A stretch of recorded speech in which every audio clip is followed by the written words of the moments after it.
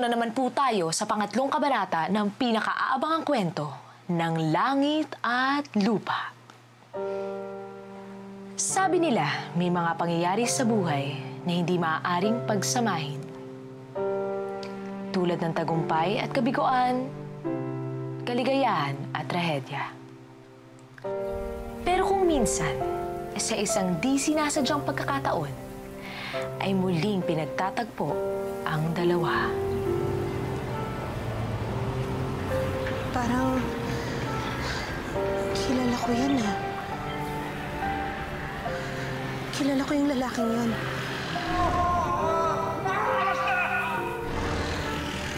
Siyang niligtas ng papa mo, kaya siya namatay.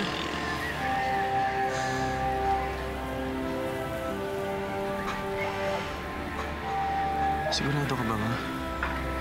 Oo. Paano ko makakalimutan ng isang tao na naging dahilan ng pagkawala ng papa mo?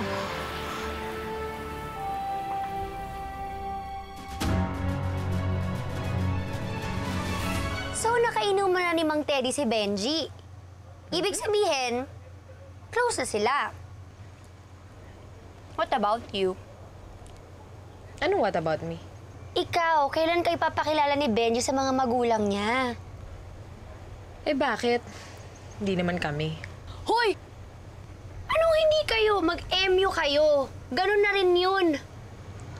Basta ang alam ko, patay na yung papa ni Benji. Tapos naman, yung mama niya, alam ko, very close din sila. Alam mo, sobrang lambing nga niya sa mama niya. Talagang ramdam mo na mahal niya yung... Sana one day makilala ko din.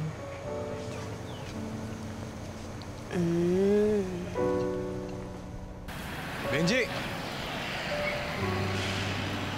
Sandali. Kilala kita. Magkakilala kayo?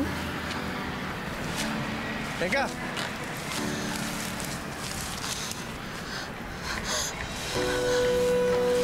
Ma, sandali!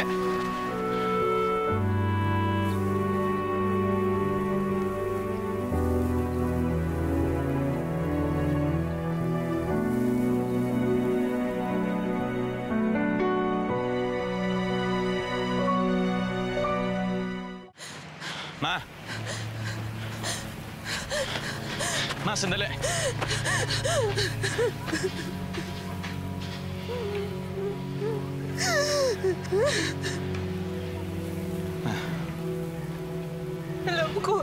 Alam ko matagal na. Alam ko. Pero bakit ako ngayon naramdam ko pa rin yung sakit? Bakit ngayon hindi ko pa rin matanggap na wala na ang papa mo?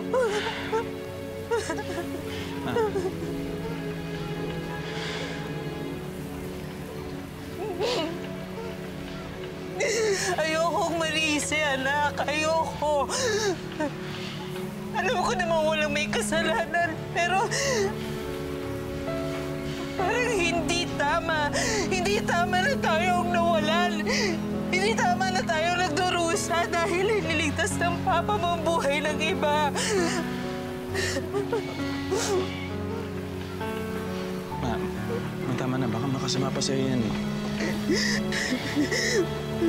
Ano nga?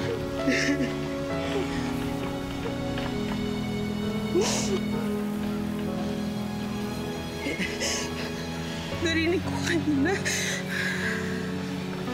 Tinawag niyang pangalan. Bakit magkakilala kayong dalawa? Kilala ko yung anak niya. Tsaka yung buong pamilya nila.